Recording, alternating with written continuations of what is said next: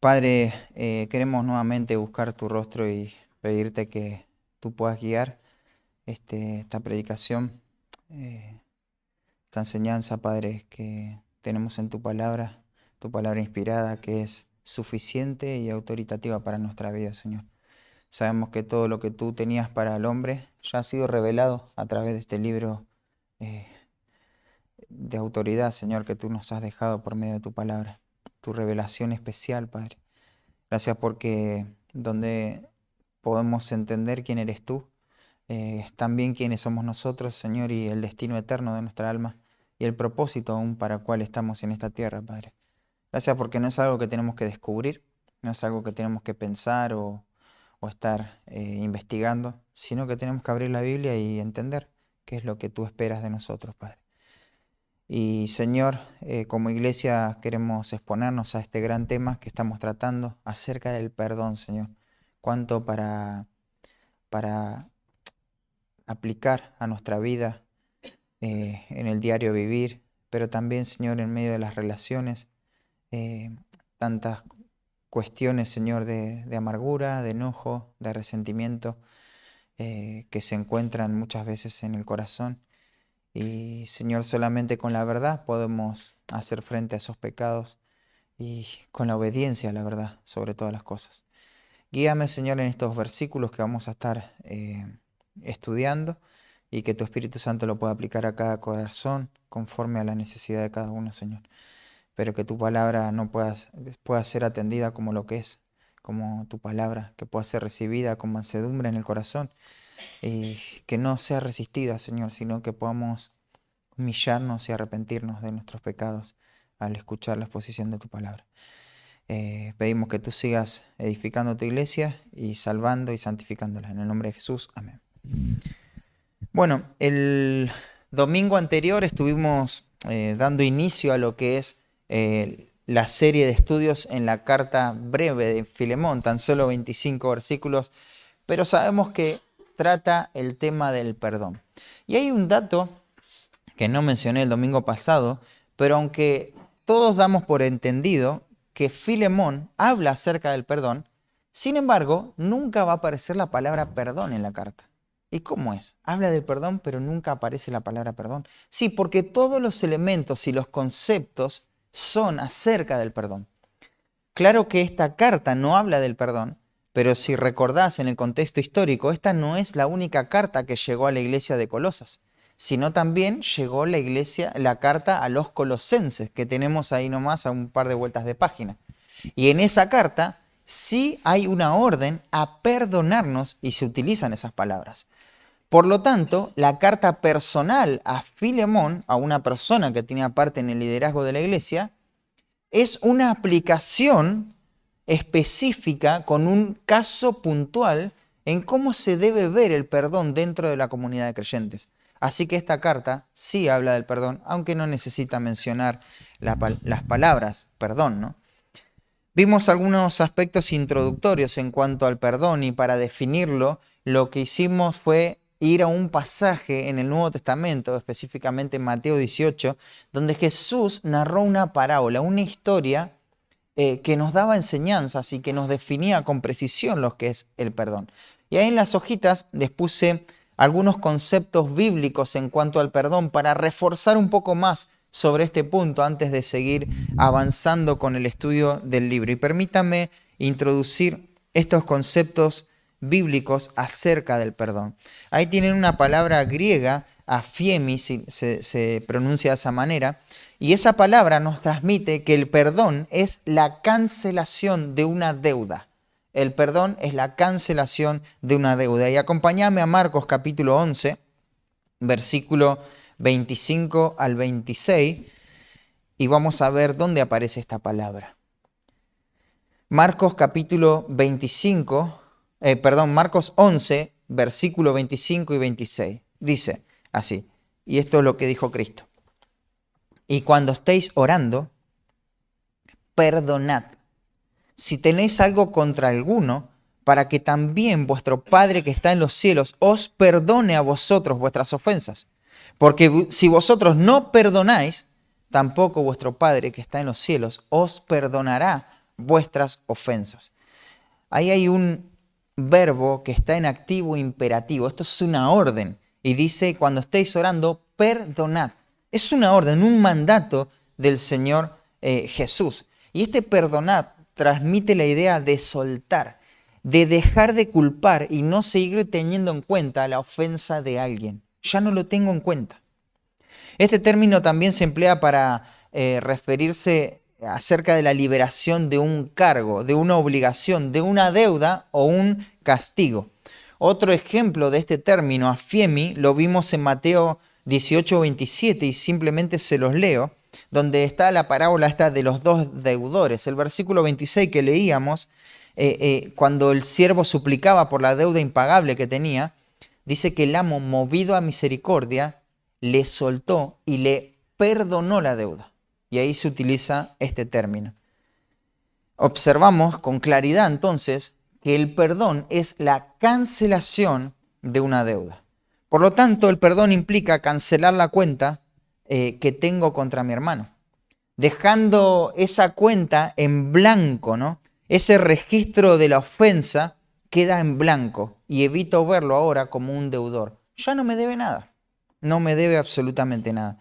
Esto significa que quien ha sido ofendido ahora no mantiene un constante recuerdo de los daños recibidos, ni elabora una lista interminable de esos agravios cometidos en contra suyo. Y dijimos que el perdón, en este sentido, tiene que ver con una promesa en tres aspectos. No te voy a sacar en cara esto que hiciste, en primer lugar. Nunca lo voy a usar en tu contra para dañarte. En segundo lugar, no voy a hablar a otros acerca de esto que hiciste. No voy a murmurar por esta ofensa que me causaste. Pero en tercer lugar, y esto es algo muy profundo, ni siquiera voy a hacer una reproducción mental de tu ofensa en mi mente. Ni siquiera lo voy a pensar. Cada vez que venga ese pensamiento, voy a poner la gracia de Dios ahí y voy a soltar esa deuda. Ya no me debes nada. Déjame resumirte el concepto en tres partes. El perdón, entonces, según este texto, es un mandato para todo aquel que ha sido perdonado por Dios. La Escritura enfatiza en este texto que tenemos que perdonar porque hemos sido perdonados. Y dice, para que también vuestro Padre que está en los cielos os perdone a vosotros vuestras ofensas. Mateo 6:14 dice, porque si perdonáis a los hombres sus ofensas, os perdonará también a vosotros vuestro Padre celestial. Así también mi Padre celestial hará con vosotros si no perdonáis de todo corazón cada uno a su hermano sus ofensas. Eso era Mateo 18. Así que el perdón es un mandato para todo aquel que ha sido perdonado por Dios. Todos los que hemos sido perdonados por Dios tenemos una orden a obedecer, a seguir. Debemos perdonar. Pero el perdón también nace de un corazón misericordioso. Eso está implícito ahí, ¿no? Alguien que ha experimentado la misericordia de Dios ahora va a reflejar esa misericordia de Dios hacia otro. No hay otro camino. El amor de Dios se derramó en el corazón. Quiere decir que fluye el amor de Dios, esa gracia perdonadora. Pero en tercer lugar, vemos acá algo implícito en el texto, que el perdón no depende del arrepentimiento del ofensor. No es una decisión bilateral, sino que es una acción unilateral. Solamente depende de aquel que ha sido ofendido. Así que no tengo que esperar nada en cuanto a la otra persona. No hay condición para el perdón. Debo perdonar. Y esto es lo que Dios dice, ¿no? La segunda palabra que nos ayuda a entender mejor este concepto del perdón es la palabra apoluo. Tiene que ver con la redención esto, ¿no? Y esta palabra nos enseña que el perdón es una liberación absoluta. Es una liberación absoluta. Y ahí tienen el texto en Lucas 6:37. Fíjense ese pasaje precioso que habla acerca del perdón. Lucas 6:37 dice, no juzguéis y no seréis juzgados. No condenéis y no seréis condenados. Perdonad y seréis perdonados. El concepto de perdón de Lucas se presenta acá en el contexto de un juicio que va acompañado de dos términos negativos que vamos a considerar. No juzgar y no condenar. No juzgar implica la idea de evaluar y tomar una decisión sobre alguien. Es emitir un juicio basado en lo que esa persona hizo. Es más que una simple opinión en realidad. Implica establecer un pensamiento definitivo sobre la otra persona y someterla a una evaluación, y esto conlleva la idea de un veredicto, y eso nos lleva al segundo concepto: no condenar, no condenéis. Esto es ir un paso más allá, ¿no? Porque se refiere a pronunciar una sentencia contra alguien. Ahora vamos a declarar la culpabilidad y la carga de esa culpabilidad al establecer esta condena como el resultado de este juicio que hemos emitido. Tenemos las pruebas, así que esta persona tiene que pagar.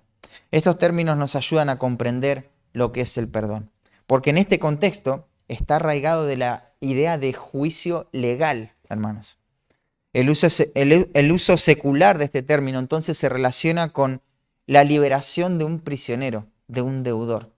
Cuando vos tenés amargura en tu corazón y enojo, lo que haces es tenés preso a esa persona que te ofendió.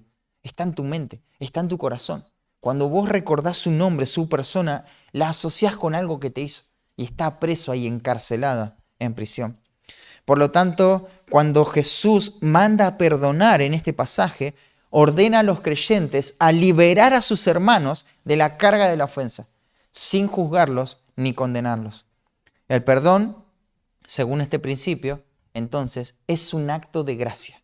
Es un acto de liberación total, de renuncia al derecho de juzgar y condenar, y refleja el amor y la misericordia que Dios nos ha mostrado. Así que también te voy a resumir esto en 3 conceptos o en 2. El perdón genuino no mantiene al hermano ofensor como un prisionero de la ofensa, sino que lo libera. Refleja la gracia de Dios que recibimos, ¿no?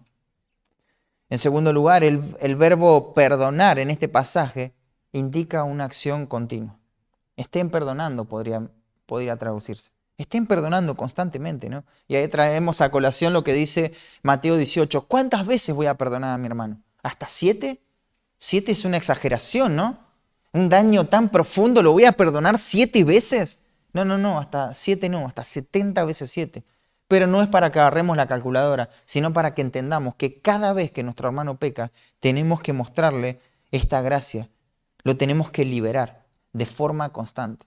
El perdón es un acto puntual, es un hecho puntual, a su vez que es un proceso continuo. Es una dirección, pero es un camino el perdón. Cuando alguien nos daña, tenemos que perdonarlo en el momento ese en que entendemos que él nos ha ofendido, debemos perdonarlo, pero debemos perdonarlo, liberar a esa persona cada vez que recordamos ese daño incluso. Así que el perdón en parte es un acto, pero en parte es un proceso. Es un camino, ¿no? Es una libertad completa que estamos otorgando. Significa que no llevo conmigo la carga de la ofensa y no decido tratar a la persona de acuerdo a esa carga, sino que a la luz de la gracia que Dios nos ha dado. Entonces, perdonar es la cancelación de una deuda, perdonar es la liberación absoluta, pero perdonar es una muestra de bondad. Y ahí tenemos un pasaje que se asocia bastante a Filemón, ¿no? Colosenses 3:13 dice: soportándoos unos a otros y perdonándoos unos a otros, si alguno tuviere queja contra otro, de la manera que Cristo os perdonó, así también hacedlo vosotros. Ahí el verbo perdonar es carizomai. Carizomai de caris es gracia, es bondad, bondad inmerecida. Entonces, este término en el uso secular se usaba para mostrar agrado, buena voluntad, benevolencia hacia alguien. Y cuando vos ves el contexto anterior, les había dicho a los colosenses que se vistan, ¿no? Y esta forma de mostrar gracia, al otorgar el perdón, tiene que ver con lo que ahora tengo que colocarme por mi nueva identidad en Cristo. Así que este pasaje, el perdón, adquiere el sentido de buena voluntad, presentando que nosotros tenemos que hacer esto de voluntad. Claro que es una orden y debemos perdonarlo, pero el Señor va más allá, porque uno puede decir, bueno, te perdono solo porque Dios me dice que te perdone. así que te voy a perdonar. Pero esto va a nuestro corazón directamente. Ahora va a haber una buena voluntad, perdonarlo de buena voluntad, mostrando gracia. Y esa gracia no puede ser algo externo, mecánico y frío, sino que nace del corazón que ha sido alcanzado por la gracia de Dios. Cuán difícil es el perdón si no hemos sido perdonados, ¿no? El perdón genuino se concede en forma gratuita. Eso es lo que nos muestra el pasaje. Cuando habla de gracia, ¿qué es gracia? Es un regalo inmerecido. Gracia no es un premio, no es algo que obtenemos porque hemos agradado a Dios y Él nos dio gracia. No, eso es una contradicción. Gracia es justamente algo que no merecemos y que es un regalo de parte de Dios. Cuando perdonamos, mostramos gracia. Es algo que la persona no se merece, pero le estamos dando un favor. Lo estamos tratando con la gracia de Dios. Así que el perdón es un acto de gracia otorgado gratuitamente y nuevamente, sin condiciones, sin esperar ningún cambio del ofensor. No se debe depender de que el hermano que ofendió haga algo a favor mío, a favor del ofensor, del ofendido, sino más bien mostrarle esta gracia, aunque no lo merezca. Otra implicación que sale de este pasaje es que el perdón es evidencia de que el creyente se está revistiendo como escogido de Dios. ¿Te acordás lo que dice el texto, no? Él es santo, es amado, transformado por la misericordia de Dios. Es un testimonio visible de una nueva identidad que ahora tiene en Cristo. Y Él lo manifiesta con este acto del perdón. Pero el perdón también en este sentido es un compromiso de responder con gracia ante la ofensa. Siempre que me ofendan, tengo que responder con bondad. No es que simplemente tengo que aguantar ahí, sino que eso sería una parte, ¿no? No reaccionar, no responder mal. Pero eso no es la vestimenta que tengo que ponerme. La vestimenta que me llama la Escritura a ponerme, a colocarme, es la gracia de Dios. Es la gracia de Dios. No solamente te perdono, sino que te muestro gracia. Eso es el perdón. Así que afiemi el perdón es la cancelación de una deuda. Apoluo, el perdón es la liberación absoluta de una persona. Y carizomai, el perdón es una muestra de bondad. Una muestra de bondad. ¿Quién puede perdonar así, no? Nuevamente, aquellos escogidos de Dios. Aquellos que han sido alcanzados por la gracia de Dios. Pero sin duda que todos necesitamos de personas en nuestras relaciones cercanas que nos traten con esta clase de perdón, ¿no? Porque ofendemos, porque lastimamos y necesitamos que nos liberen, necesitamos que nos muestren bondad, gracia, así como nosotros necesitamos mostrarle gracia a otros. Pero cuando encontramos este tipo de personas, nuestro corazón se alegra, se goza y no queda otra más que agradecer a Dios, porque acá vemos cómo opera la gracia de Dios. Bueno, en ese concepto, en ese pensamiento es que está inmerso Pablo. Pablo está viendo a un hombre que es capaz de perdonar. Y él lo que va a hacer es agradecer a Dios por esta capacidad que Filemón tiene en perdonar. Así que antes de meternos en el pasaje de lleno, quiero que repasemos nuevamente el contenido de esta carta y vamos a leerla rápidamente. Dice así la palabra de Dios. Filemón capítulo 1 es el único capítulo que hay. Filemón está después de otra carta personal a Tito y antes de Hebreos.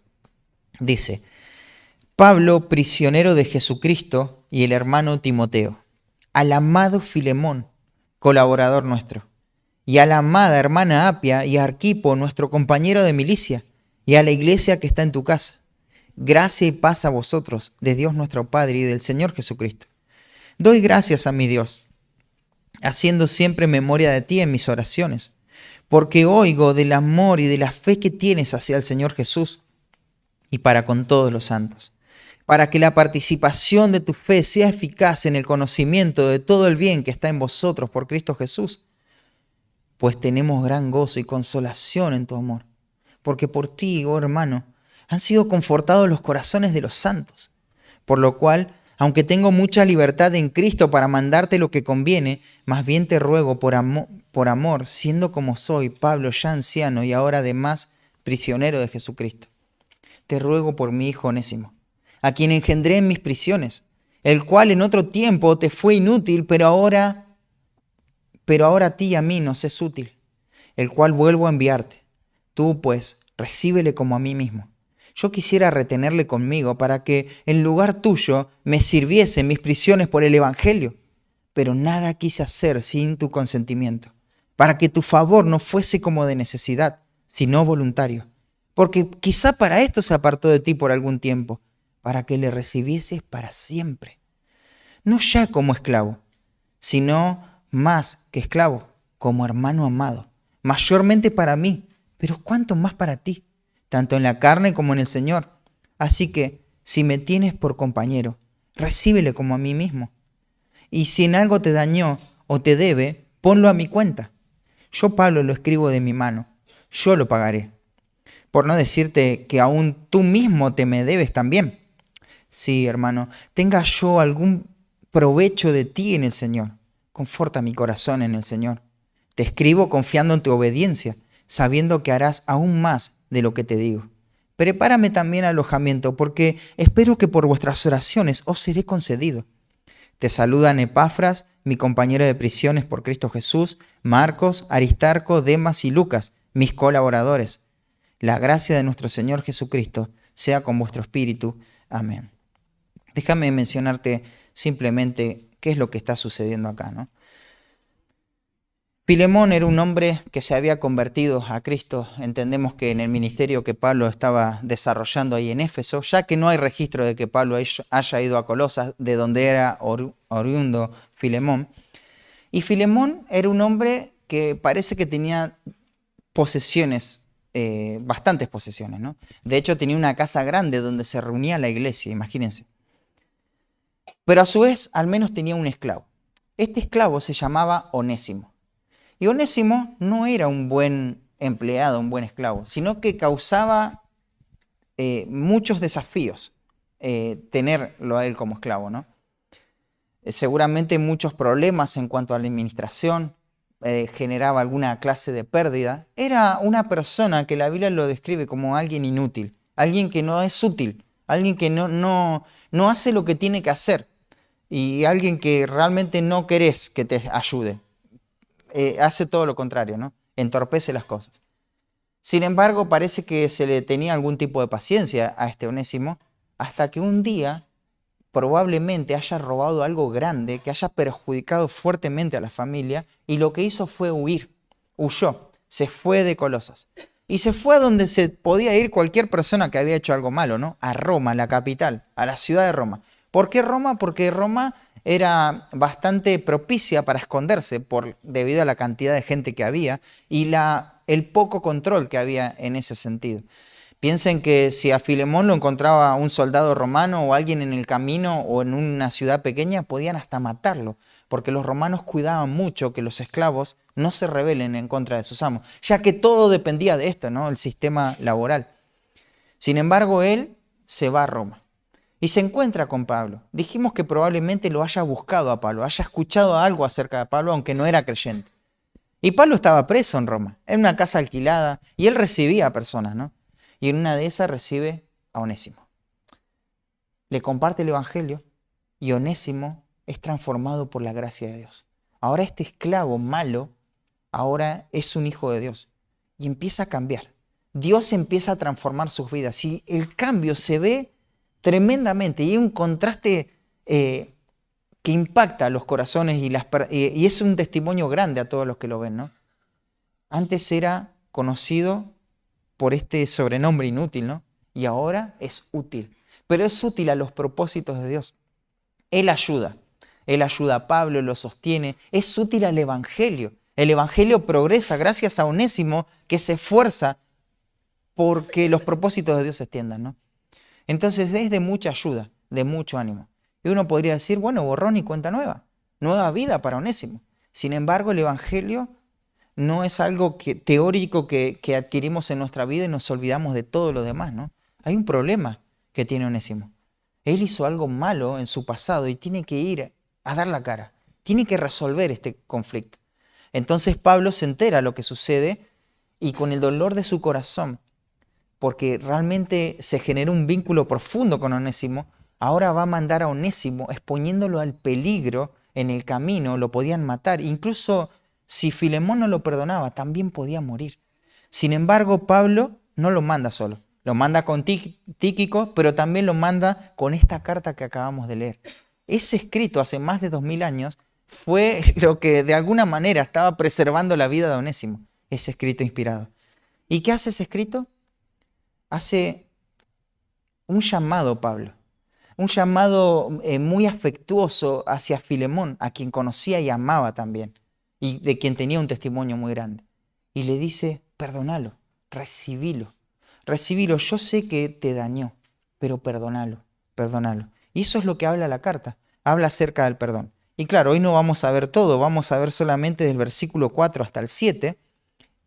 Y en esos versículos vamos a ver cómo Pablo agradece a Dios porque Filemón exhibe las marcas de alguien que puede cancelar las deudas de otro, de alguien que puede liberar a otro y de alguien que puede mostrar bondad.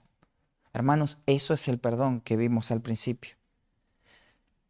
Filemón tiene las características apropiadas de alguien capaz de perdonar una ofensa profunda. Y por alguien así deberíamos estar agradecidos siempre, ¿no? Y nuevamente, todos los necesitamos. Y nosotros tenemos que ser esas personas también. Necesitamos cultivar una actitud y un carácter perdonador. Y para ese fin, este pasaje nos va a exhibir estas características, estas marcas o evidencias. Esto que sobresale en la vida de una persona perdonadora. Y vamos a repasar de vuelta el pasaje. Dice el versículo 4. Doy gracias a mi Dios, haciendo siempre memoria de ti en mis oraciones, porque oigo del amor y de la fe que tienes hacia el Señor Jesús y para con todos los santos, para que la participación de tu fe sea eficaz en el conocimiento de todo el bien que está en vosotros por Cristo Jesús. Pues tenemos gran gozo y consolación en tu amor, porque por ti, oh hermano, han sido confortados los corazones de los santos. Fíjate cómo va a empezar Pablo escribiendo a Filemón. Dice, doy gracias a mi Dios, haciendo siempre en memoria de ti en mis oraciones. Cuando Pablo piensa en Filemón, su primera reacción es la gratitud a Dios en oración. ¡Qué maravilloso! Filemón es un nombre que causa gratitud. Pensar en Filemón es agradecer a Dios. Pablo agradece de manera constante, ya que el verbo así nos lo deja ver, ¿no? Él agradece a Dios por la vida de Filemón. Claro, primero esto tiene que ver con una actitud, una virtud en el corazón de Pablo, que él está agradecido, ¿no? Saben, hermano, con mucha frecuencia oramos por los hermanos, oramos por los demás, ¿no? Y sobre todo lo que pesa en nuestro corazón es cuando vemos el desvío de esas decisiones en relación a la palabra de Dios. Cuando no les vemos caminar bien, cuando están tomando decisiones apresuradas que sabemos que lo van a alejar de los propósitos de Dios. Eso nos lleva a orar. Y sabemos que con el tiempo, tristemente, se van a encontrar más alejados de la comunión con Dios, de la comunión con la iglesia. Y eso carga nuestro corazón cuando les vemos caer en la lucha contra el pecado. Cómo carga el corazón y clamamos a Dios por los hermanos que están batallando contra el pecado y tienen que ser todos, ¿no? Y eso está bien, hermanos, y debemos seguir clamando. La santidad de nuestro hermano tiene que ser la prioridad en nuestra oración hacia el hermano. Necesitamos orar por esto y cuando estudiamos el Salmo 20, Johnny nos mostró este clamor fervoroso por amor al pueblo de Dios, como prioridad la santidad, su lucha contra el pecado, la honra y la gloria de Dios. Y eso es un gran motivo de oración. Pero el Salmo 21 va más allá, ¿no? Porque vemos esa oración fervorosa en gratitud al buen Dios. Así que en este pensamiento está Pablo. Pablo no está orando en sí por la lucha contra el pecado, sino que está agradeciendo al buen Dios por las características y las marcas de este hombre. Él ora así, sin perder el sentido de urgencia por la santidad. Debemos tomar este ejemplo de Pablo y orar en gratitud a Dios. Claro, nuestro hermano no va a ser perfecto, pero tomó una decisión acertada y agradezcámosle a Dios.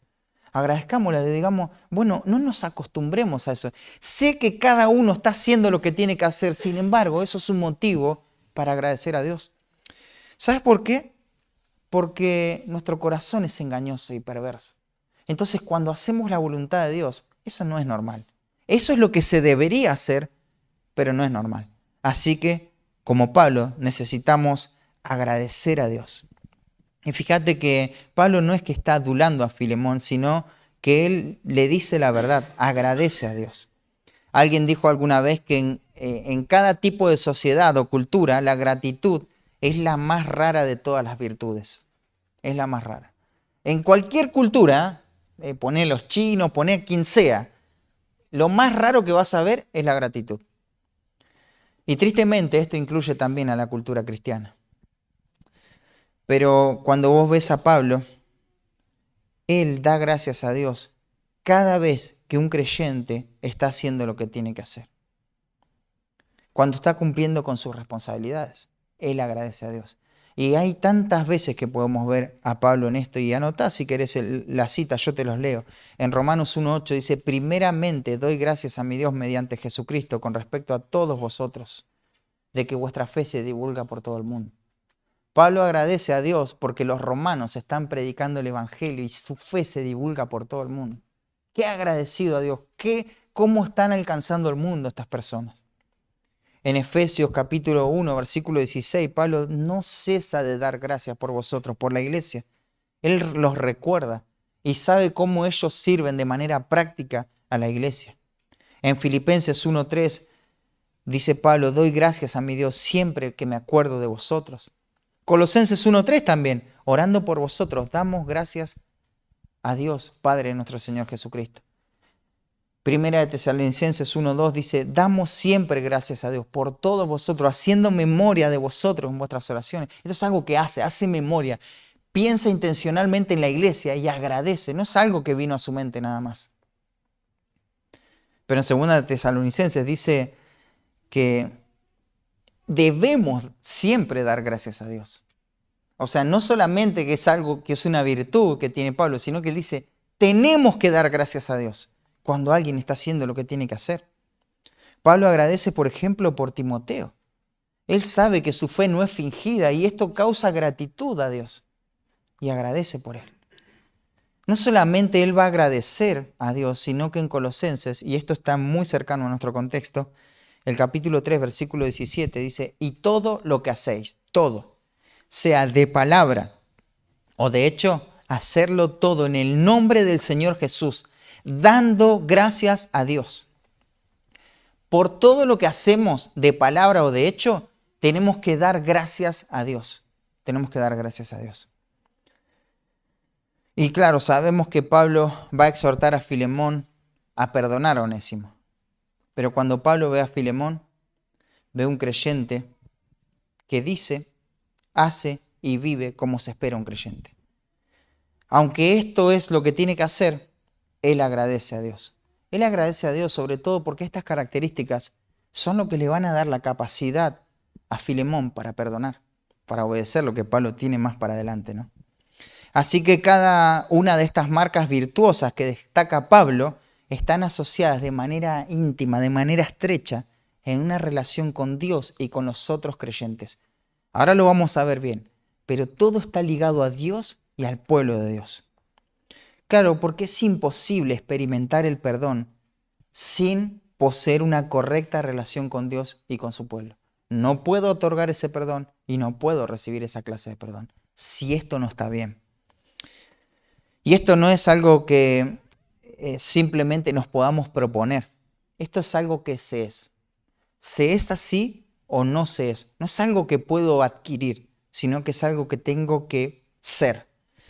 Claro que podemos ir mejorando en cuanto a las características que ya vamos a ver, podemos ir creciendo, pero hay una base sólida, estable, hay un piso y eso es la salvación. Si no soy salvo, nunca voy a poder entender que tengo que vivir a la luz de esta realidad. ¿Y qué pasa si esto no se encuentra en nuestra vida? Bueno, lo que vamos a hacer, lo que necesitamos, no es simplemente una implementación de nuevos hábitos perdonadores. Lo que necesitamos es una nueva vida, nacer de nuevo, un nuevo nacimiento. Quizá vos pensás que sos creyente por una larga trayectoria en la iglesia, unas cuantas experiencias particulares que podés contarles a todos, pero no hay de estos elementos que vamos a ver. No es esto lo que se respira, no es esto lo que sobresale en nuestro corazón. Entonces déjame decirte que necesitamos abrir la Escritura con una actitud humilde y honesta y dejar que la Biblia te diga lo que es ser un hijo de Dios. Porque nuestra seguridad eterna no se basa, hermanos, en un puñado de textos que agarramos, recitamos de memoria, sino en la realidad de lo que esos textos nos exponen. Y claro, con esto no estoy diciendo que debemos ser perfectos, ¿no? Pero debemos ser auténticos. Y en sumisión a la palabra de Dios vamos a poder vivir esto siempre y cuando haya salvación. A su vez, cada una de las virtudes por las que Pablo agradece y ora van a ser presentadas como un desafío al cual tenemos que aspirar siempre que estemos de este lado de la eternidad. Hermanos, recordemos algo. Podés ver al ofensor, podés ver el perdón como una montaña imposible de superar. Pero quiero decirte que estas características son las únicas herramientas que te van a llevar a poder perdonar, a poder liberar, a poder soltar a esa persona y a poder mostrarle bondad. De otra manera no se va a poder.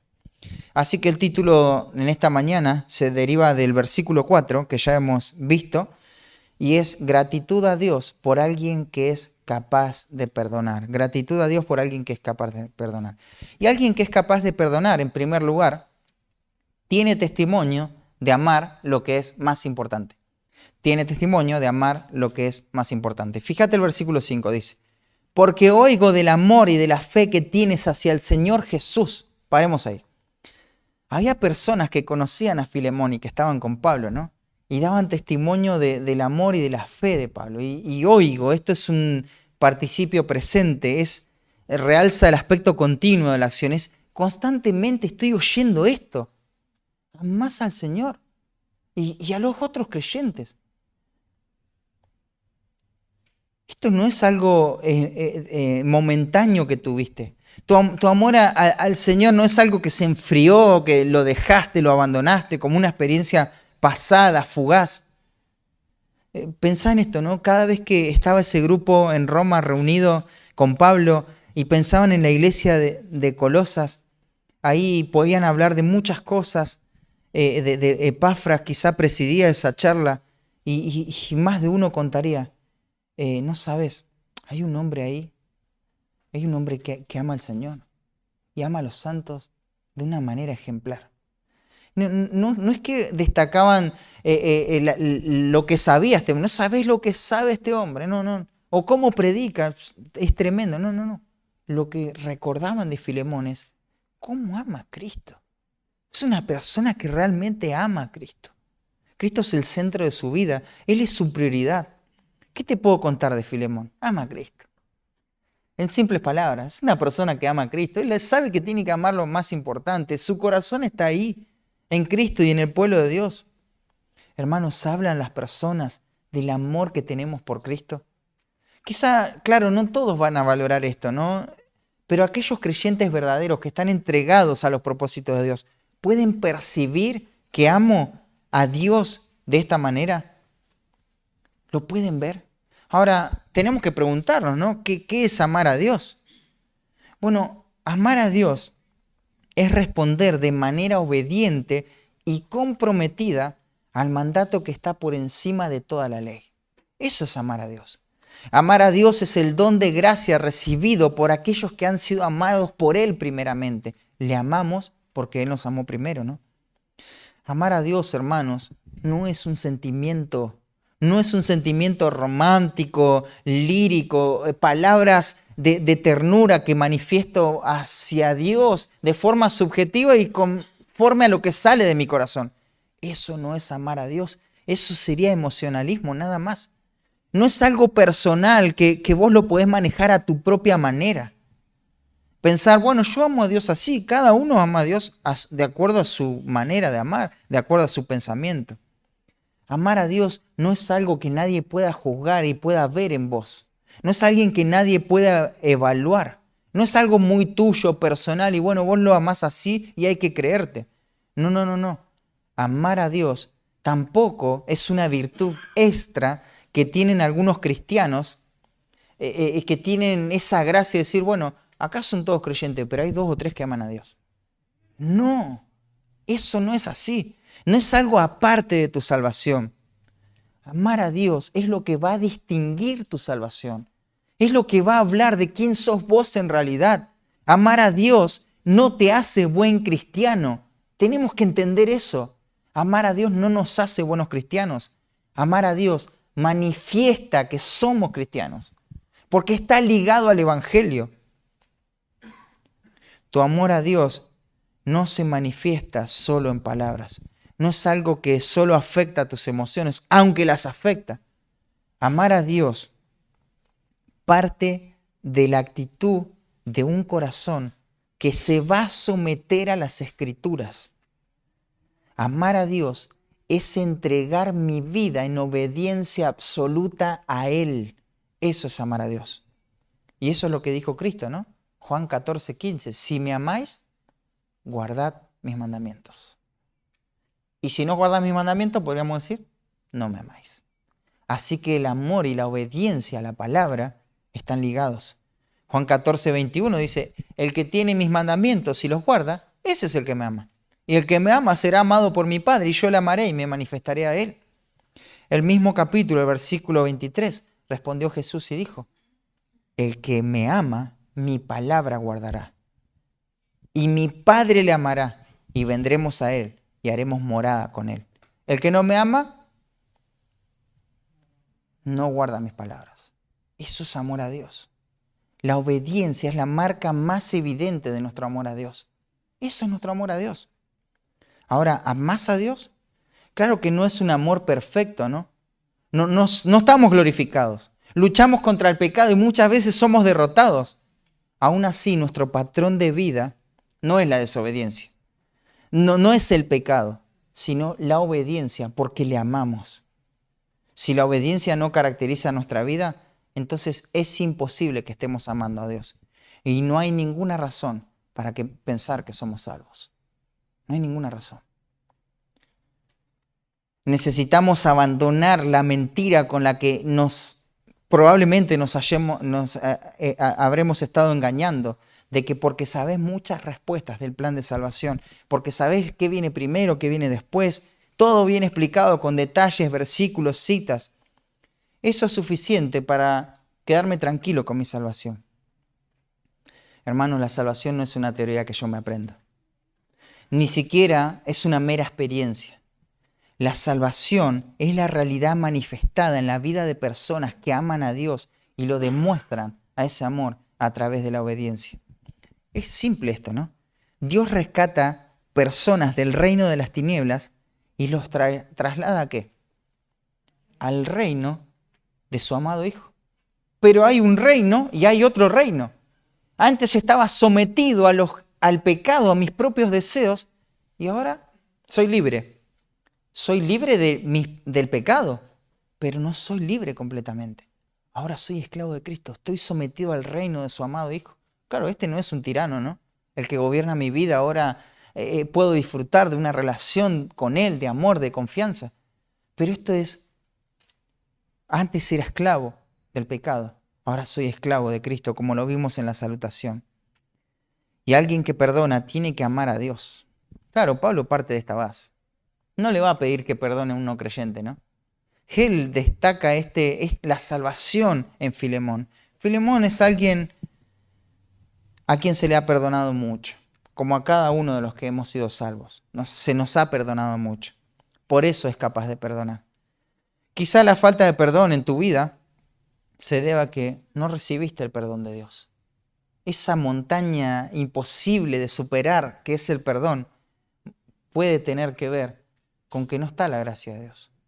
Incluso podemos también percibir que no está la gracia de Dios si ni siquiera te interesa este tema del perdón.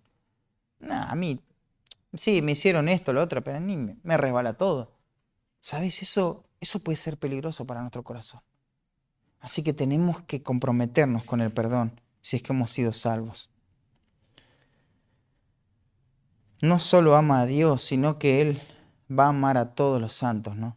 Dice, y para con todos los santos, para con todos los santos. Ya vamos a ver más en detalle este amor a los santos, pero déjame mencionarte que este amor nuevamente no es algo subjetivo, no es algo místico. Él ama a los santos, sí, ¿cómo los amo? Y es un misterio. Tenés que sacarle la evidencia de ese amor a los santos, pero con muchas charlas, es como que detective tenés que ser para saber si ama a los santos, ¿no? No, no, esto es un amor real, es un amor práctico, un amor que todos pueden ver. ¿Por qué? Porque responde a la base de la revelación especial de Dios, ¿no? De hecho, este amor a los santos es la expresión tangible del amor a Dios. ¿Qué estoy queriendo decir con esto? Que si no hay amor hacia la iglesia, no puede haber amor a Dios. Porque el amor a Dios se expresa en el amor hacia los santos. Por eso Pablo lo pone ahí en esa misma jerarquía de ideas, ¿no? Pensa esto. Cuando Dios dio los 10 mandamientos, los primeros 4 en esencia apuntaban al compromiso exclusivo del pueblo de Israel que tenía con Dios. No podían ser idólatras, tenían que amar a Dios, ¿no? Pero los siguientes 6 mandatos iban a regular todas las relaciones entre el pueblo de Dios, entre los hijos de Dios. Así que los 10 mandamientos en realidad es una condensación de toda la ley, podríamos ver, ¿no? Porque toda la ley trata de ¿qué? De amar a Dios y de amar al prójimo. En esas dos cosas se basa y el decálogo lo que hace es condensar todas las leyes que existen en el pueblo de Israel, en la escritura, ¿no? Pero cuando le preguntaron a Dios a Cristo, cuál era el más grande mandamiento, Él aún resumió más a la ley. Porque Él lo resumió en estos dos conceptos. Y es más, fue más allá de la ley. Porque Él dijo, tenés que amar a Dios. Y el segundo mandato es amar al prójimo. O sea, es un amor vertical que se expresa de forma horizontal. Eso es amar a Dios. Y no solamente la ley habla de eso, sino que lo va a decir todos los profetas hablan de esto. ¿Esto qué significa todos los profetas? El resto del Antiguo Testamento. O sea, los primeros 5 libros de la Biblia, la ley. Y todos los profetas, todos los que escribieron la Biblia hasta ese momento, hablaban del amor a Dios y el amor al prójimo. Por extensión, esto implica toda la escritura del Nuevo Testamento. Así que la Biblia en esencia prescribe, ordena, demanda que el ser humano tiene que amar a Dios. Tiene que amar a Dios. Esto es tremendo, hermanos, porque alguien puede decir, yo no hice nada malo en mi vida, aunque es mentira, pero vamos a pensar que lo pueda decir. Pero la pregunta sería, el principal mandamiento que Dios le dio al ser humano es amarlo, amarlo. ¿Has sido fiel y obediente en amar a Dios? Porque buscar a Dios cada vez que lo necesito, eso es buscarlo por interés. Imagínate si yo hago eso, ¿no? Con vos. Te busco cada vez que tengo una necesidad. Sería egoísmo, ¿no? Sería solamente pensar en mí cada vez que yo necesito algo. Acordarme. O agradecerle nada más por lo que me dio. Y si no me da nada, no le agradezco, ¿no? Todas esas formas de amor débil que el ser humano tiene es pecado. El ser humano ha fracasado en amar a Dios, en obedecer el principal mandamiento, y no lo puede obedecer por el pecado justamente. Y por lo tanto, tampoco puede amar al prójimo. Entonces, ¿qué es lo que hace Pablo? Reconoce que Filemón ama lo más importante. Filemón, puedo agradecer a Dios porque yo sé que vos sos un creyente genuino. Vos podés perdonar porque cuando veo la dirección de tu amor, se expresa en forma vertical y en forma horizontal. Vos no amás las cosas superficiales, las cosas vanas, pasajeras, las cosas de esta vida. Vos amás lo más importante, a Dios y al pueblo de Dios. Estos son los objetos del amor de Filemón, ¿no? Y esto nunca se puede vivir de manera aislada. Hermanos, otra cosa que necesitamos mencionar es que no podemos estar amando a Dios a menos que se demuestre en el amor a los hermanos. Quiero ser reiterativo en esto. Esto es fundamental, queridos hermanos. Amar a los hermanos, ¿sabes qué significa en este contexto práctico? Es estar pensando continuamente en cómo yo puedo beneficiarlos, cómo los puedo bendecir, cómo les puedo servir mejor. El amor debe ser nuestra mayor motivación para servir a nuestros hermanos. No deberíamos hacer nada que no sea movido por esto, ¿no? Amar a los santos es constantemente pensar cómo puedo ayudarles, cómo pensar mejor en sus crecimientos, en sus luchas, orar por ellos, invertir mis recursos de manera sacrificial por ellos, mi tiempo, incluso abstenerme de cosas que pueden generar algún tropiezo en sus vidas, veíamos a la mañana, ¿no? Si entendemos que el vínculo espiritual con el pueblo de Dios es mayor y superior a cualquier otro vínculo sanguíneo, entonces ¿sabes cuál va a ser mi prioridad? El pueblo de Dios. Mis hermanos en la fe van a ser mi prioridad. Y si no son mi prioridad, no digamos que les amamos. Amar a los hermanos, nunca en la Biblia fueron solo palabras, ¿no? Sino que son una realidad, son decisiones que tomo en base a eso. Y fíjate, acompáñame a 1 Juan, capítulo 3. Vamos a ver un texto bastante conocido ahí, pero muy dinámico para entender el amor de Dios y el amor a los hermanos. Y nuestra salvación incluso. Mirá lo que dice el versículo 14. Juan 3, 14 al 18. Dice: nosotros sabemos que hemos pasado de muerte a vida. Tan seguros ellos, sabemos, conocemos. Nosotros sabemos que hemos pasado de muerte a vida en que amamos a los hermanos. Eso es 1 Juan 3, 14. Y dice, el que no ama a su hermano permanece en muerte. Versículo 15. Todo aquel que aborrece a su hermano es homicida, y sabéis que ningún homicida tiene vida eterna permanente en él. Versículo 16. En esto hemos conocido el amor, en que Él puso su vida por nosotros. También nosotros debemos poner nuestras vidas por los hermanos. Pero el que tiene bienes de este mundo y ve a su hermano tener necesidad y cierra contra él su corazón, ¿cómo mora el amor de Dios en él? Hijitos míos, no amemos de palabra ni de lengua, sino de hecho y en verdad. Lo primero que podés notar rápidamente en este pasaje es que una marca palpable de la salvación es el amor a los hermanos. Amar al hermano es una prueba de mi salvación. Pero esto no son palabras, ¿no? Porque después tenés un ejemplo de cuál sería el límite de mi amor a los hermanos. ¿Y cuál sería? ¿Hasta qué punto tengo que amar al hermano? ¿Hasta qué punto hay que amarlo, de acuerdo a ese texto? Hasta dar la vida, hasta morir. Ese es el límite. Después de eso ya no hay más nada, ¿no? Así que tengo que estar dispuesto a morir por amor a mi hermano. Y claro, esto es algo activo, ¿no? Mira, cuando pensás en este texto no es, bueno, si me muero y fue por mi hermano, está bien. O sea, me mataron, pero la verdad me mataron por mi hermano. Pero ni sabías que ibas a morir. O sea, fue accidental. Pero este texto no está mostrando eso. Este texto está mostrando la gracia de vos ir y entregar tu vida por tu hermano. Decididamente ir y perjudicarte a vos para que tu hermano sea beneficiado. Perjudicarte a tal punto de que ya no vas a vivir más. Ya no vas a poder ir de vacaciones, no vas a poder casarte, no vas a poder tener los hijos que tanto querías. Vas a morir por tu hermano. Eso es lo que el texto nos está diciendo. Ese es el amor real hacia el hermano. Y esto es algo activo. Pero esto no es un amor ideal, ¿eh? Esto es un amor práctico, porque Juan ahora pone el amor práctico hacia el hermano como una característica esencial de la verdadera fe. ¿Qué va a hacer esta persona que ama a su hermano de esta manera? Si ve a su hermano padecer necesidad y cierra contra él su corazón, dice, ¿cómo mora el amor de Dios en él? Él tiene bienes para saciar a su hermano, pero cierra contra él su corazón. Y ese es el egoísmo, ¿no?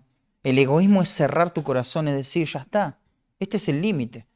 Acá estoy perdiendo dinero, estoy perdiendo mucho tiempo, ya está, le pongo límite a esto.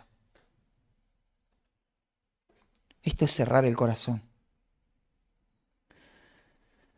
De manera que amar al hermano no es solamente darle algo, ¿no? Sino es ir más allá, es la idea de abrir el corazón. Es la idea de abrir el corazón. Tiene que ver con esto. ¿Qué sería darle algo a mi hermano cuando en realidad soy llamado a morir por él, ¿no? Y tenemos que ser prácticos en esto. Vamos a pensar. Estoy dispuesto a vender, por ejemplo, algo que representa utilidad y comodidad. Y no digo que lo tengamos que hacer, pero estoy dispuesto a hacerlo si es que lo tendría que hacer. Desprenderme de algo útil y cómodo para el bien mío y de mi familia por amor a mi hermano, para que mi hermano esté mejor. No sé, puede ser hasta cosas útiles, pero cuánto más cosas inútiles, ¿no? No sé, un pack de fútbol que pago por mes. ¿Estoy dispuesto a sacrificar eso para que mi hermano pueda tener un mejor bienestar en esta vida? ¿Para suplir una necesidad? ¿Estoy dispuesto directamente, no sé, a cortar el internet? ¿A sacar lo que tenga que sacar de mi vida? ¿A vender un auto y quedarme caminando porque mi hermano se beneficie si el Señor pone eso en mi corazón? ¿Estoy dispuesto a eso? Ah, no, hasta acá está el límite. Entonces no estamos dispuestos a morir. Entonces es imposible que afirmemos que el amor de Dios mora en nuestro corazón. Y yo sé que es difícil. Claro, es difícil, pero el Evangelio nos lleva a esto, ¿no? El ejemplo es Cristo, ¿no? Así como Él puso su vida. ¿En qué se benefició Cristo al morir por nosotros? ¿Cuáles fueron los beneficios o lo que Él recibió a cambio? Nada de parte nuestra, ¿no? Pero este es el amor real que tenemos que tener hacia nuestro hermano. Y el amor al hermano es la manifestación de que estamos amando a Dios y el énfasis está en la practicidad de este amor. La carta de Filemón también lo deja ver así, ¿no? Fíjate en la carta cómo se mencionan recursos, servicios, viajes, movimiento, acción, deudas, saldos, todas cosas prácticas, ¿no? No, recibirle, tómense unos mates y ya está. No, hay que hacer algo acá. Esto implica un viaje, un costo. ¿Quién va a pagar ese viaje? ¿Cómo se hace todo esto? Y si recibimos a Onésimo ahora, ¿cómo lo vamos a sostener? ¿Qué vive del aire, Onésimo? ¿Cómo se alimenta este hombre? Ya estamos dando nuestra casa, ¿no es suficiente esto?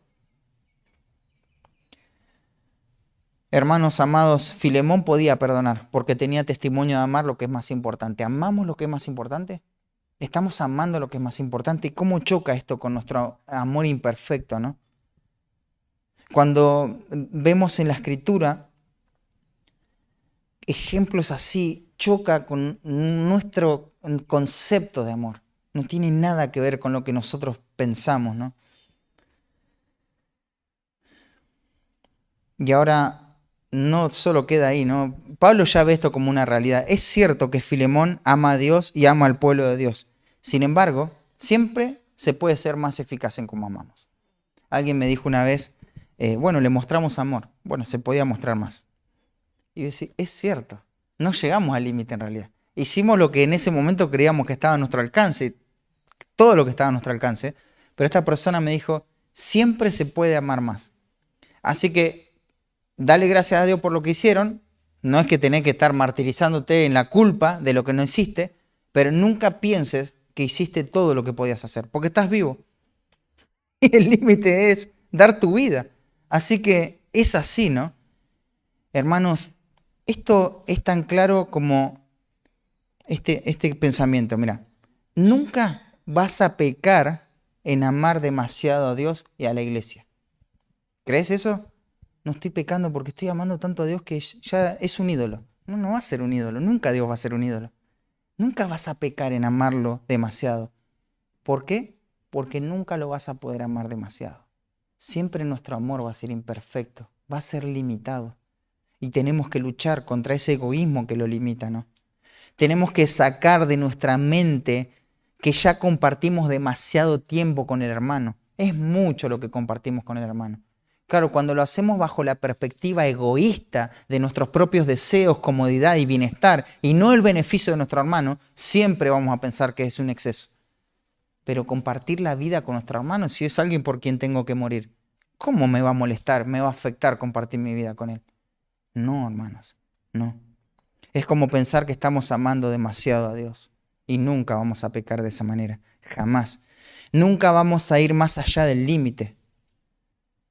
Siempre vamos a poder avanzar un poco más. Y esa es la base con la cual tenemos que partir. Hermanos, no amamos con exceso.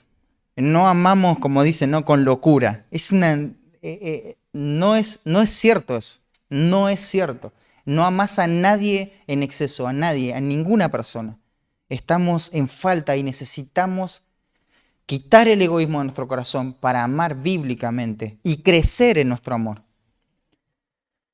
Así que nuestro problema no es que amamos mucho, lo que sale es el egoísmo, ponemos límites demasiado inmediatos y nos autojustificamos con esos límites, ¿no? Somos muy hábiles para la prudencia en cuanto a eso, ¿no?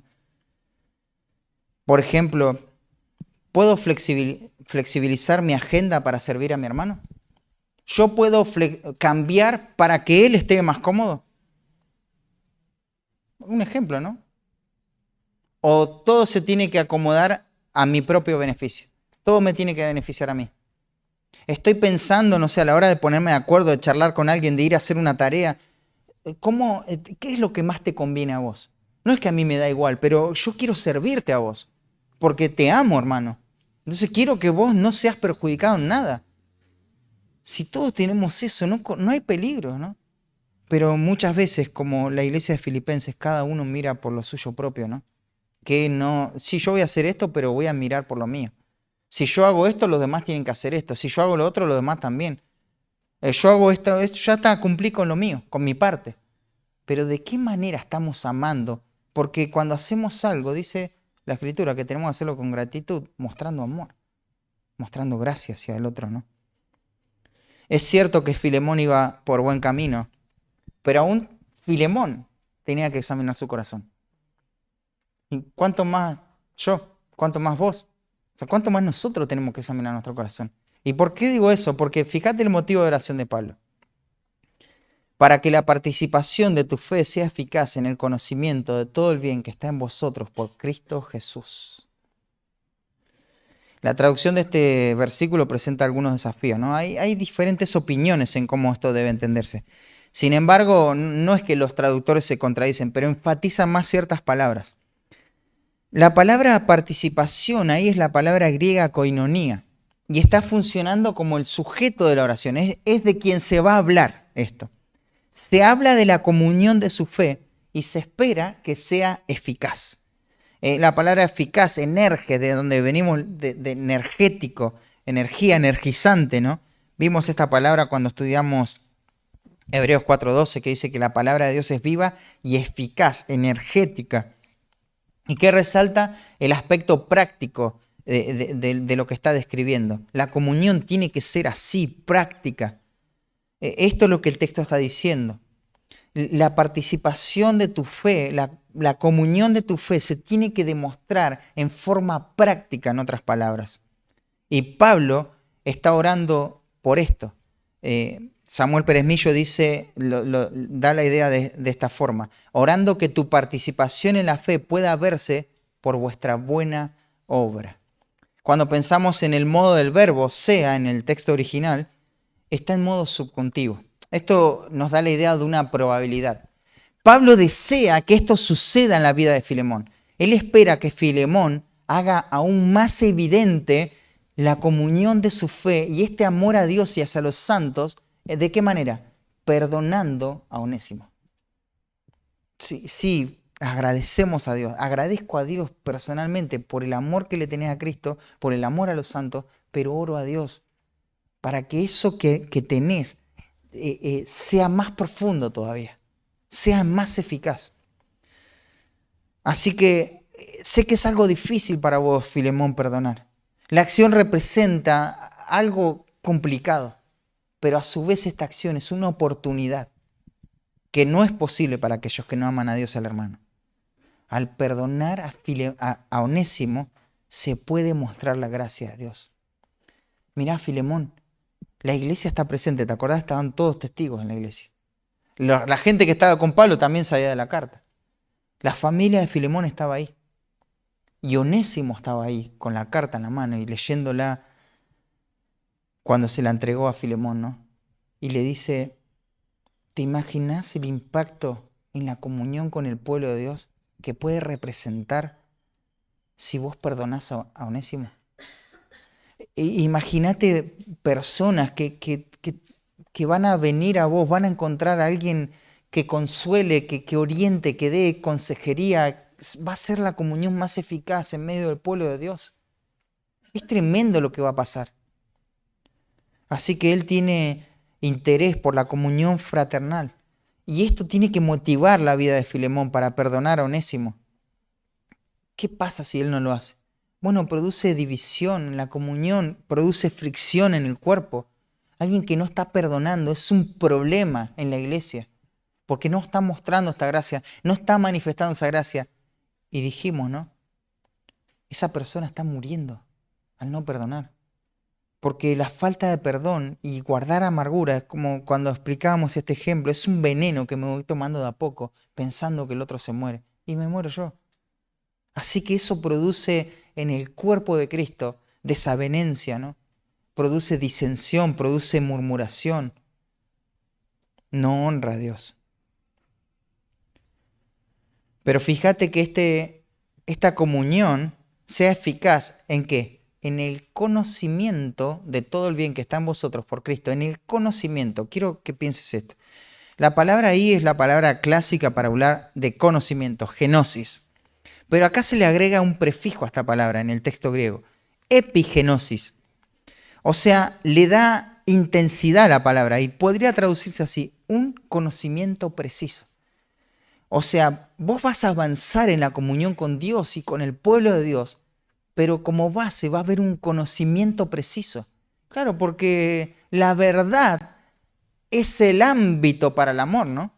No te amo a mi manera, te amo bíblicamente, en base a la verdad. No existe la verdad sin amor y el amor sin verdad. Eso no es verdad y tampoco amor. Pero esta combinación, eso es la verdad. Y eso es el amor, ¿no? Y esto es lo que está diciendo Pablo acá. Tiene que estar la verdad, el conocimiento preciso.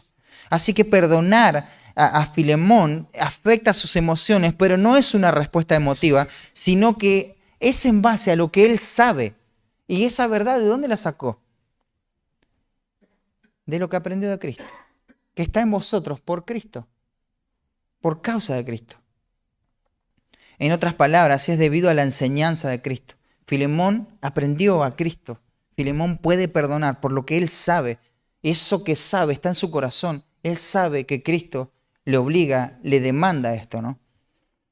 Todo el bien que está en vosotros ahí no es que es intrínseco a nosotros, sino que está en nosotros porque Cristo está obrando en nosotros. Ese es el bien. Es el bien de Cristo obrando en nosotros. Así que Cristo es la causa, pero también es el propósito por el cual Él tiene que perdonar. Hermanos, perdonar es aprovechar mi fe. En otras palabras, sería aprovechar mi parte con Cristo, mi comunión con Cristo, intensificar eso. El perdón va a ser llano el camino para que podamos disfrutar de las relaciones sanas, ¿no? Sin ningún reproche. Es poder levantar la vista y mirar a nuestros hermanos a los ojos y saber que hay perdón, que no hay amargura, rencor, enojo. No hay nada. Es un camino llano, libre. Eso lo hace el perdón. Y de esa manera se puede ver en la comunión. Así que el versículo 5 nos da el testimonio de Filemón, pero el versículo 6 nos dice ¿a qué responde ese testimonio? Y esa es la comunión basada en el conocimiento que hemos adquirido de Cristo y que está dentro nuestro, ¿no? Así que estamos aprovechando la oportunidad de amar más allá de nuestro límite. ¿De qué manera tu amor y fervor por Dios ha ido creciendo este último tiempo, este último mes? ¿De qué manera fue creciendo eso? Esta última semana. ¿Crees que estás estancado? O mejor dicho, ¿estás retrocediendo en tu amor a Dios? Hermanos, tenemos que preguntarnos qué pecados puntuales tienen que morir de hambre para que crezcamos en el amor, en amar lo que es más importante, ¿no? El egoísmo, la vanagloria, la envidia, el enojo. Estamos amando a Dios con todo nuestro corazón, con toda nuestra alma, con toda nuestra mente. Una mejor pregunta sería, ¿otros que aman a Dios pueden dar testimonio de que nosotros estamos amando a Dios? ¿Lo pueden decir, afirmar? ¿Qué te enseña la vida de Filemón en cuanto al amor a Cristo? Y algo práctico, ¿no? ¿Qué decisiones tenemos que tomar hoy para avanzar en el amor a Dios? ¿De qué manera práctica vas a manifestar el amor a tus hermanos? ¿Estás priorizando las relaciones espirituales? ¿Reciben tus hermanos el beneficio del amor hacia ellos? ¿Qué oportunidades estamos buscando para ayudar a nuestro hermano? Como, por ejemplo, la administración de nuestros recursos manifiestan que amamos a nuestros hermanos por las prioridades. Claro, todo esto se relaciona con el perdón, porque si no está esto, no hay perdón.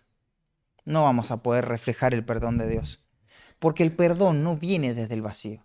Bueno, la lección del perdón es aparte de la lección del amor a Dios y al hermano. No, esta es la base. Si esto no lo superamos, los demás versículos son historias, son anécdotas. Esta es la base, hermanos. Y esto es crítico, que lo podamos resolver.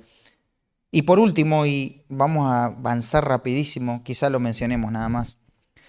Él agradece a Dios por alguien que es capaz de perdonar. Y esa persona que es capaz de perdonar tiene testimonio de amar, lo que es más importante, pero en segundo lugar es motivo de gran gozo y consuelo. Déjame leerte el texto y explicártelo rápidamente. Dice, tenemos gran gozo y consolación en tu amor, porque por ti, oh hermano, han sido confortados los corazones de los santos. ¿Qué palabras? Porque por ti, oh hermano, han sido confortados los corazones de los santos.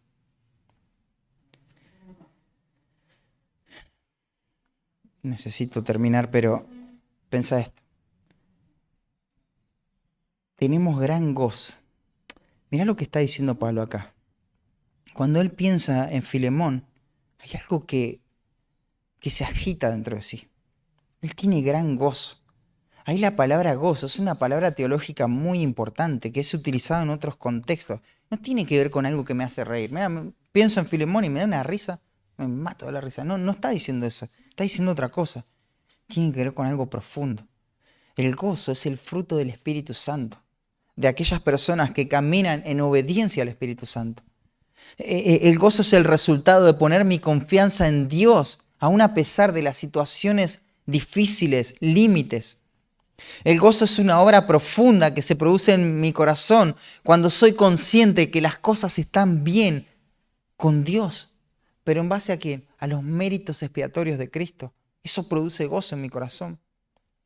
La Biblia describe ese gozo profundo que se experimenta cuando vemos pasar a un pecador de muerte a vida, a una persona que iba a ser destruida por toda la eternidad, va a ser eternamente salva. El gozo es lo que experimentaba Pablo cuando veía la obra de Dios en el corazón, por ejemplo, de los filipenses, ¿no? Él veía esta obra que el Señor estaba realizando en su vida y esto despertaba gozo en el corazón de Pablo y con esa ocasión les escribe la carta del gozo. El gozo mayor que vos podés ver en el corazón de Juan, otro escritor bíblico, era ver que sus hijos caminaban en la verdad. No hay algo más que me cause más gozo que esto, decía él. Y Pablo dice que tuvieron gran gozo, pero no por cosas vanas, superficiales, sino en tu amor. O sobre la base de tu amor, Filemón. No solo tu amor es conocido, sino que también es motivo de gozo. Pero también habla de consolación, ¿no? Y ahí la palabra es paraclesis, de donde vemos paracaleo, alguien que está al lado. Es una palabra compuesta, para es alguien que está al lado, alguien cercano. Este consuelo es algo cercano, Filemón. Pero la palabra clesis es llamar, ayudar, exhortar, en algunos casos amonestar, consolar, afirmar, etc. Esto es una obra espiritual, es alguien que está cerca, que es accesible. En Filemón hay respuestas. Él consuela con todo lo que ese concepto implica, ¿no? Es una persona que restaura, que alienta a los santos. Qué tremendo esto, ¿no? ¿Cómo el apóstol Pablo pudo descubrir esto en la vida de Filemón? Y porque le dice, porque por ti, oh hermano, han sido confortados los corazones de los santos. Y no pierdas el efecto de esas palabras. Dice, porque por ti, y usa esa expresión en vocativo para llamar la atención del que está leyendo, oh hermano. Eso es una interjección en español, ¿no? A través de ti, oh hermano. Claro, esto no es algo que lo hizo él, pero Dios utilizó a Filemón para consolar por ti, a través de ti, por medio de ti. El gozo y el consuelo no son experiencias místicas, hermano. No son pensamientos esclarecedores que vienen en un momento así como por arte de magia, ¿no? Y se apodera de nuestra mente. Ahora ya lo entendí. No, no, no. El consuelo y el gozo son personas. Personas que Dios va a utilizar. Dios usa para alegrar y consolar a los santos personas. Y esto no se trata de dar algo, cosas, simplemente. Esto tiene que ver con darse a sí mismo, con entregarse, con consumir la vida de manera sacrificial por amor al otro. Son personas. ¿Te acordás de José? No, ese José no, el de Génesis no. El José del Nuevo Testamento, al que le pusieron por sobrenombre Bernabé. No era su nombre, le llamaban Bernabé, que significa hijo de consuelo, hijo de consolación. Él vivía su fe de manera práctica, ¿no? En un momento había necesidad material en la iglesia y vendió una propiedad para suplir esa necesidad. Luego de la conversión del apóstol, ¿te acordás? La iglesia estaba asustada porque decía, ¿Pablo será que se convirtió o nos está engañando a todos y después nos va a destruir? Está actuando como espía. ¿Y qué hizo Bernabé? Les habló de la gracia de Dios en la vida de Pablo y consoló a los hermanos. Los consoló de esa manera.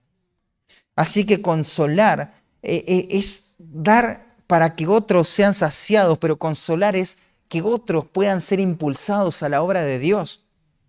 Es comprometerse. Consolar tiene que ver con la restauración para que otras personas puedan seguir caminando el camino de la fe. Si no, preguntarle a Juan Marcos, ¿no? ¿Quién lo consoló? ¿Quién lo tomó y lo restauró?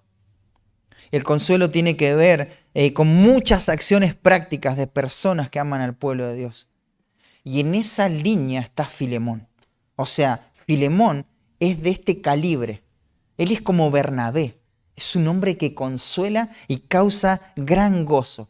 ¿Y cuál es la razón? Porque por ti, a través de ti, oh hermano, sos un hermano. Han sido confortados los corazones de los santos.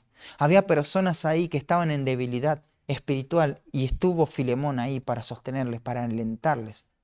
Había personas que tenían necesidad, quizás un plato de comida, y estaba Filemón ahí para ayudarles en esa necesidad. Una persona que sostenía la iglesia. Una persona que ponete a pensar, Epafras, que era el pastor de ahí, ahora estaba con Pablo en Roma. Sin embargo, ¿quién estaba presidiendo la iglesia en Colosas? Filemón. Una persona confiable. Él conforta, él da consuelo. Esta palabra conforta literalmente tiene que ver con trae alivio. Él cuida. Él es un aire fresco a la vida de la iglesia. Qué tremendo, hermanos. Y dice los corazones de los santos. Acá la palabra no es cardía, es otra palabra que tiene que ver con las entrañas, lo más profundo.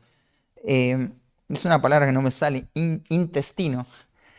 Tiene que ver con eso, ¿no? Esa es donde, viste, cuando vos te sentís mal por algo que realmente te duele, te sentís como un dolor en la panza. Bueno, él alivia eso. Claro, no es una persona que va a solucionarte todos los problemas que tengas en la vida. No, es una persona que trae aire fresco. Es un bálsamo, es alguien que sacia la sed. Es la gracia de Dios. Y para terminar, acompáñame a 2 de Timoteo, capítulo 1. Veamos de forma práctica cómo podía confortar Filemón en el ejemplo de Onesíforo. Nada que ver con nuestros personajes, pero es parecido el nombre. En 2 Timoteo 1, 15 al 18 dice, te lo leo rápidamente, Pablo está escribiendo su última carta acá. Él fue abandonado por todos y le está escribiendo una carta personal a Timoteo. Pero hay algunas personas que estuvieron cerca de Pablo cuando él estaba en su último encarcelamiento, donde iba a morir. Y dice, ya sabes esto, escribiéndole a Timoteo, que me abandonaron todos los que están en Asia, de los cuales son Figelo y Hermógenes. Fíjate el texto, lo que dice, es tremendo lo que dice este pasaje. ya sabes esto. O sea, todos saben, y vos también, Timoteo, que me abandonaron todos los que están en Asia. Y claro, ¿y por qué menciona a Figelo y a Hermógenes? Porque eran personas cercanas a Pablo. O sea, me abandonaron todo y no sabes. De esta gente no lo esperaba. Me abandonó Figelo y Hermógenes también. Y hermanos, tenemos que hacernos a la idea de que hay personas que van a abandonar la iglesia. La van a abandonar. Van a desentenderse de este compromiso de amor a los hermanos y van a poner límites mucho más bajos que sus propias vidas. Van a estimar y priorizar su seguridad, sus gustos, sus preferencias, su imagen delante de los demás. Van a querer quedar bien, van a ir a lugares donde puedan tener un renombre, influencia, promoción, y así van a abandonar la iglesia. Eso ponerle la firma. Ha pasado ya ha pasado y va a seguir pasando. Porque a Pablo lo abandonaron. Porque los intereses propios, la indiferencia, la falta de amor, el miedo, la amargura, la incredulidad, cualquier cosa, no importa por qué, pero van a abandonar. No van a abandonar. No sabemos por qué es lo que los va a motivar, pero vamos a sufrir esa dolorosa experiencia. Lo abandonaron los que están en Asia, muchas personas que Pablo tenía afinidad, pero estos dos, Figelo y Hermógenes, ellos también. Pero providencialmente, el Señor no va a abandonar a su iglesia ni a sus siervos, ¿no? Va a traer personas que confortan. Y fíjate el versículo 16. Tenga el Señor misericordia de la casa de Onesíforo, porque muchas veces me confortó. No se avergonzó de mis cadenas, sino que cuando estuvo en Roma me buscó solícitamente y me halló. Que el Señor tenga misericordia de este hombre, decía Pablo, porque muchas veces Él trajo aire fresco a mi vida. No me sacó de prisión, no me liberó, ¿eh? No, ese era mi mayor problema, podríamos decir. Pero Él se acercó a mí. No sabemos cómo lo confortó, pero sea lo que haya hecho, fue práctico porque lo buscó solícitamente y lo halló. Ahora, pensá el riesgo que involucraba o que implicaba buscar a alguien que está siendo perseguido por el imperio y que está en prisión. ¿A quién estás buscando? A Pablo. Pablo de Tarso. A él lo estoy buscando. Ah, el cristiano. Ese que están dando un mensaje que están trastornando todo el mundo. Ese va a morir. El emperador lo quiere muerto. ¿Vos estás buscando a él? Sí, lo estoy buscando a él. ¿Dónde está? Y muchas veces, muchos comentaristas dicen que él terminó muriendo. Por eso Pablo no termina mandándole saludos a él, sino a su casa. Y al final lo termina despidiendo así, ¿no? Concédale al Señor que haya misericordia cerca del Señor aquel día. ¿Y cuánto nos ayudó en Éfeso? Tú lo sabes mejor.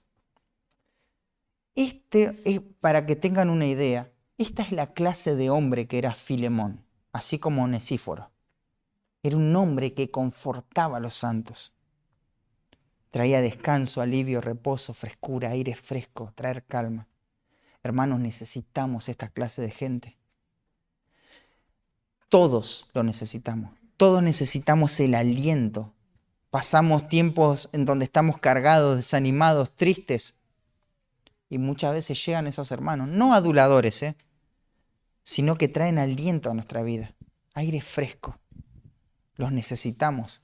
A veces son palabras de consuelo, a veces de exhortación, a veces de amonestación, incluso de reprensión, pero es aire fresco a nuestra vida. El salmista decía que me castigue el justo, será un favor, será algo bueno. Que me reprenda será un bálsamo excelente que no me herirá la cabeza. Cuán buenas son las palabras, ¿no? de los sabios, ¿no? Como una medicina, dice Proverbios. Así que en conclusión, Pablo sabe que Filemón va a perdonar, pero porque sabe con la clase de hombre que está tratando. Y le va a exhortar a que perdone, le va a ordenar que perdone, pero va a mostrar al principio, estas son las características de alguien por la cual podemos estar agradecidos a Dios. Alguien que es capaz de perdonar, exhibe estas marcas. Tiene testimonio de amar lo que es más importante. Es motivo de gran gozo y consuelo. Si no está esto en nuestra vida, no seremos capaces de perdonar. Y si pensás que, bueno, ya está, como no tengo esto, no voy a perdonar a nadie. Es un camino fácil, ¿no? Y me quedo tranquilo con ese pensamiento. Quiero decirte que ahora te tendrías que preocupar por dos cosas. Primero, porque no querés perdonar cuando la Biblia no solo ordena, sino que también nos da razones de por qué y las consecuencias que trae la falta de perdón. Pero el otro problema es que si no tenés estas marcas, no estás amando a Dios y a los hermanos. ¿Y qué estás amando entonces? Porque eso no está vacío. No estás en una posición neutra. Quiero decirte que nadie está en una posición neutra en esta mañana. O estás amando a Dios o no lo estás amando. Pero no se puede estar en el medio. Nadie se encuentra en una posición neutra. Así que, ¿qué estás amando? No vas a poder perdonar. No voy a poder perdonar si mi amor a Dios no se manifiesta en mi amor a los hermanos. Porque de eso se trata. Señor, gracias por tu palabra en esta mañana. Te pedimos que tu Espíritu Santo la pueda aplicar a cada uno de nuestros corazones, Señor. Padre, no te amamos a ti porque seamos tan especiales. Te amamos a ti porque tú nos amaste primero, Señor. Tu amor se derramó en nuestro corazón y eso nos capacita a poder amarte y a poder amar a nuestros hermanos, Señor.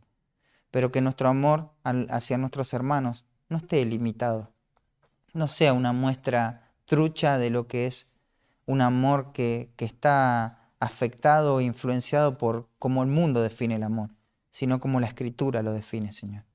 Que podamos entender que esta es la relación permanente, eterna, Señor, que tenemos, la más profunda, Señor. Y que esa verdad tan grande y tan maravillosa pueda permear cada una de las decisiones que tomemos, Señor. Las decisiones prácticas, las prioridades, las metas, nuestros pasatiempos, nuestros recursos, cada una de las cosas, Señor, que hagamos, que estén permeadas por ese concepto. Necesitamos confortar, necesitamos amar. Solo así podremos perdonar. Te agradecemos por tu palabra en esta mañana y nuevamente, Señor, úsala para traer salvación y santificación. En el nombre de Jesús, amén.